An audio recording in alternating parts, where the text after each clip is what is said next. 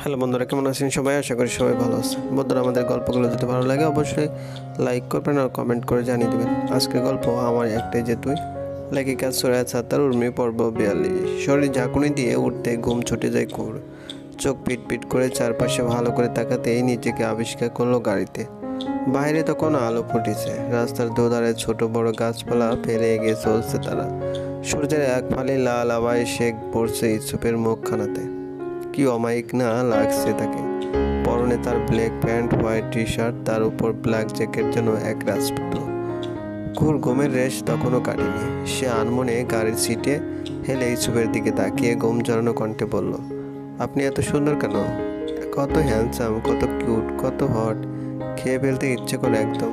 ঘুর কথা শেষ হতে না হতে ব্রেক কষল ইসুপ খুব জোরে। এবার যেন ঘুর ঘুম পুরোপুরি ছুটে গেল। ইসুপ তখন বিস্মিত চোখে তাকিয়ে কুহুর দিকে। কুহু তখনের বলিগুলো মনে পড়তে জিভ কাটলো। লজ্জায় অন্যদিকে তাকালো। নিজের অজান্তে বলা কথাগুলো ভেবেই গাল লাল হয়ে উঠল তার। ইসুপ তখন অবাক কণ্ঠে বলল, কি বললি তুই? কুহু চুপ রইল তা দেখে। ইসুপ কুহুর দিকে ফিরে কানের কাছে মুখ নিয়ে রসিকতা করে বলল, আমাকে খাওয়ার কত শখ। আহা।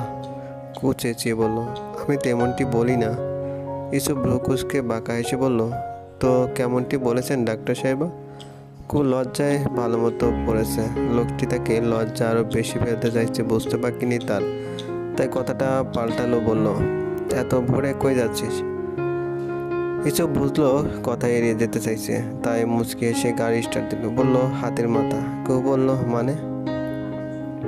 ইসুপ হেসে ফেলল, বলল, তোমার হাত ধরে স্বর্গের সিঁড়ি যাব। কুহুর দু হাত বেঁধে বলল, মস্করা করছেন আমার সাথে? ইসুপ আবার হাসলো, রহস্যময় হাসি। বলল, জানতে পারবি? কুহু হতাশ হলো। এই লোকটা এমন কেন সবসময় রহস্য রহস্য। দেখ। গাড়ি এসে থামলো খাগড়াছড়িতে। তা দেখে কুহু চেঁচিয়ে উঠল, আমরা খাগড়াছড়িতে কেন? আবার সাজেক যাব? খুশিতে চকচক করে উঠল কুহুর চোখ মুখ। তা দেখে হাসলো ইসুপ। কুহুর মাথার টোকা মেরে বলল, না, হাতির মাথা যাব। কুহুর এবার কপট রাগ দিকে বলল, ফাজলামো করছেন কেন, বলেন না কোথায় যাব? ইসুপ কুহুর কাণ্ডে মাথা চুলকে গাড়ি থেকে নামতে নামতে বলল, স্বর্গের সিঁড়ি যাব। কুহু এবার রাগে ফেটে বলল, লোকটা পেয়েছে কি? তাকে কখন থেকে এক হাতি মাথা, ব্যাঙের মাথা এসব নিয়ে। কুহু এবার কিছু কঠিন কথা শুনবে বলে মুখ খুলবেই তখন ইসুপ বলল, গাড়ি থেকে এক পা নামবে না। আমি খাবার নিয়ে আসছি, খবরদার নামবে না কিন্তু। বলে সে একটি সোফার শপে ঢুকে গেল। এদিকে কুহু গাল ফুলিয়ে বসে পড়ল। এই লোক ভারী সাংঘাতিক। নিজেরটাই বলে অন্যেরটা শুনে। এর সাথে কথাই বলবো না একদম। এসব 10 মিনিটের মাথায় কিছু খাবার আর কয়েকটা পানির বোতল নিয়ে ফিরে আসে। গাড়িতে বসে কুহুর হাতে একটা প্যাকেট ধরিয়ে দিয়ে কুহু ভ্রুকুচকে চেয়ে থাকে ইসুপের দিকে। ইসুপ পানি খেতে খেতে বলল, খাবারটা খেয়ে নে, অনেক দূর যেতে হবে। বলে আবার গাড়ি স্টার্ট দেয়। কুহু যে রেগে আছে পাত্তাই দিল না যেন। কুহুর মন ভার হয়ে গেল। অবশেষে ইসুপ কুহুকে তার কাঙ্ক্ষিত জায়গায় নিয়ে এলো। কুহু হা হয়ে তাকিয়ে গেল, কারণ সাইনবোর্ড বড় বড় করে লেখা হাতি মোড়া, অর্থাৎ হাতির মাথা, স্বর্গের সিঁড়ি। এবার তার লজ্জা লাগছে, সাথে খারাপও। কেন বিশ্বাস করো না ইসুপকে? ইসুপ তো মিথ্যে বলেনি, সত্যি বলেছে। সে তাকালো না ইসুপের দিক। ইসুপ সব বুঝতে পারলো। সে কুহুর কোমর চেপে কাছে টেনে আনলো। এত কুহু কেঁপে উঠলো, কিন্তু তাকালো না ইসুপের দিক। সে বলল, চল এবার তোমাকে নিয়ে স্বর্গের সিঁড়ি ভ্রমণ করে আসি। বলে হাঁটতে লাগলো। কুহু বলল, আচ্ছা, এটাকে হাতি মাথা বা স্বর্গের সিঁড়ি কেন বলে? ইসুপ কুহুর হাত ধরে সেই হিমশীতল খাড়া লোহার সিঁড়ি একটি করে পার করতে করতে বলল, পাহাড়টা দেখতে অনেকটা হাতির অবয়ব হওয়ায় স্থানীয়রা একে হাতির মোড়া বলেন। চাকমাদের কাছে এটি অ্যাদো সিঁড়ে মন এবং ত্রিপুরাদের কাছে মায়ং কপা নামে পরিচিত। তবে দুটোর অর্থই হাতির মতো পাহাড়। অনেকের কাছে এটি পরিচিত স্বর্গের সিঁড়ি নামে। ওই যে দেখছো দূরের সেই উঁচু জায়গাটা হাতির মাথার মতো দেখাচ্ছে। খুব অবাক হলো, সত্যি তো তাহির অবয়ের মতো, হাতির অবয়ের মতো। ইসুপ তখন আরো বলল, এই সিঁড়ি 15টি গ্রামে যাওয়া যায়। খুব বিস্মিত হলো, বলল, কি বলছেন? এই খারাপ পাহাড়ে খাড়া সিঁড়ি বেয়ে 15টি গ্রামে যাওয়া যায়? ইসুপ মাথা নাড়ায়, আবার বলে, জানো, একসময় এই পাহাড়ে গাছের গুঁড়ির উপর বাসিন্দারা আসা যাওয়া করতো। বিকল্প পথ না থাকায় গাছের গুড়ি বেয়ে পাহাড় চূড়ায় উঠতে হতো। এভাবে পাহাড় উঠতে গিয়ে কয়েকজন মারাও গেছে। কুয়া আফসোসের সুরে বলল, ইস, কত না কষ্ট ছিল তাদের। কিছু কুয়োর গাল টেনে বলল, তাই তো এই সিঁড়ি করা, চলো এবার অনেক উপরে যেতে হবে।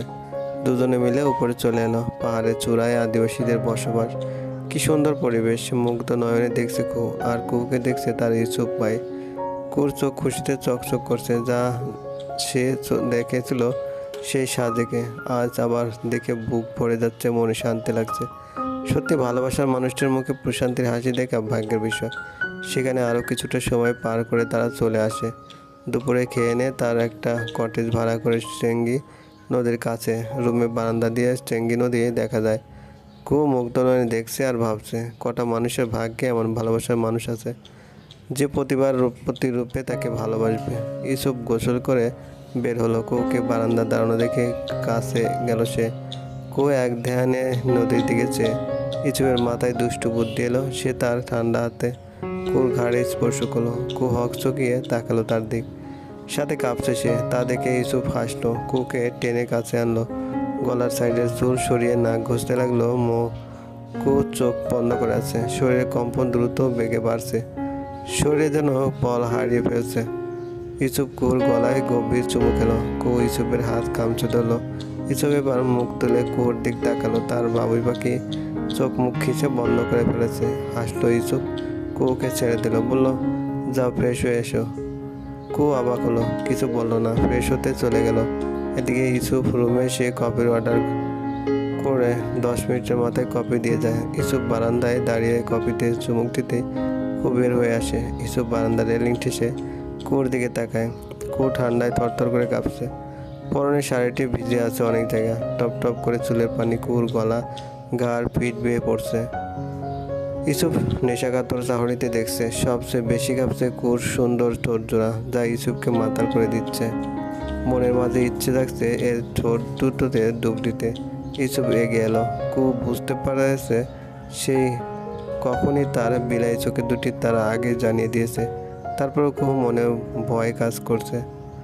সেই ইউসুফকে এগিয়ে আসতে দেখে নিজেও পিছিয়ে যেতে লাগলো।